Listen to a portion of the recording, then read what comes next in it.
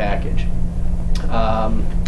Special issues where agent represented seller when seller purchased the property.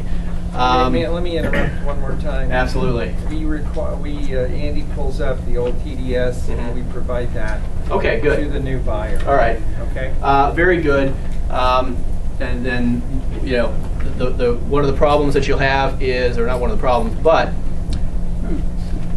the brokerage is considered to be the agent on all of these things. So even though, you know, you may have represented the seller when they purchased the property, and, you know, you may be representing a buyer when the new buyer is coming in, the brokerage is deemed to have knowledge of anything that's in the old file. So if there's anything that needs to make it in that file and in the disclosure, you got to make sure you pull those records up. Had a case about a year ago, very, very similar thing happened. Our agent represented the seller when the seller purchased the property.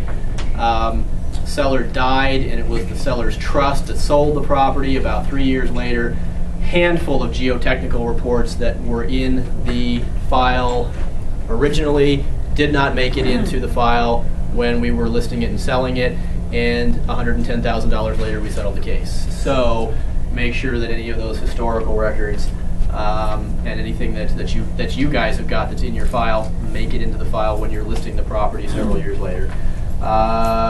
Do not sell in the TDS. Again, the TDS, the agent's visual, the AVID, whatever, disclosure documents, not marketing fluff. So, you know, under your section in the TDS, don't say, house looks great, shows like new, sparkling in the kitchen, whatever. That stuff's fine for the MLS, not for the TDS.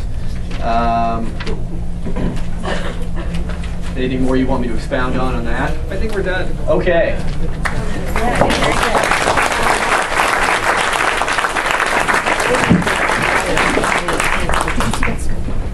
Thank you.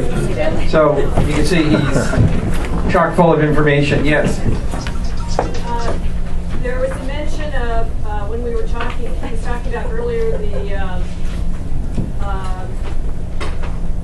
the lender on a short sale reserving the right to come back at a later time. Is there a limitation on how long the lender has to come back if they reserve the right?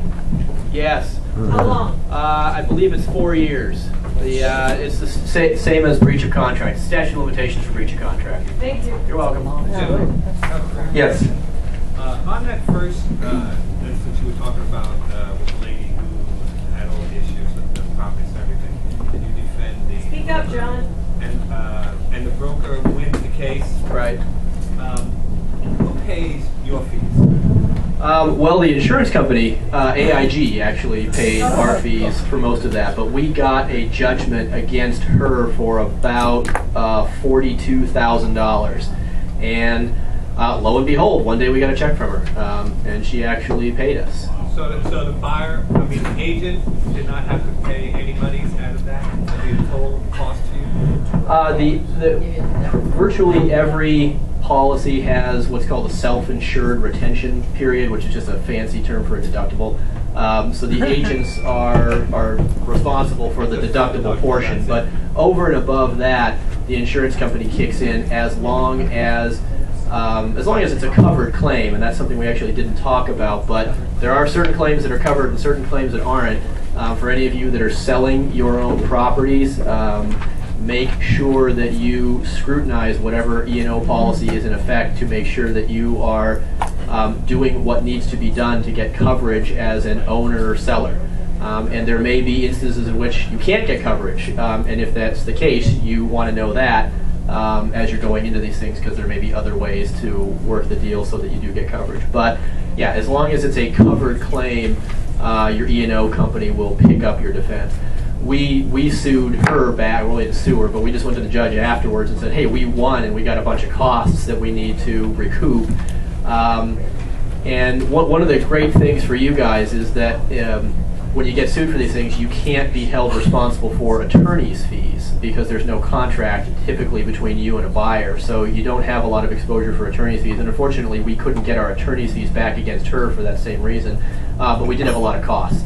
That appraiser that I told you about that took 2 months to, that cost some money. So we got that and some other stuff back from her. And like I said, she wrote us a check. Okay? So I think you'll agree with me that White and Bright really has a lot of pertinent information. We're going to have him back. What date are we going to have him back? July 22nd. July 22nd. Maybe we'll extend it up to 10:30 on that day. We need to get all this under our belt so we don't make any mistakes. Right? And what's the order of our caravan? Which one is? No, we've got the one on. We've got the one on Broadway for Dave Fife. That's on caravan, isn't it, Dave? Yeah. So why don't we go to that one? Why don't we go to Manhattan Beach first and Redondo Beach second? 129 North Broadway. Okay. Thank you.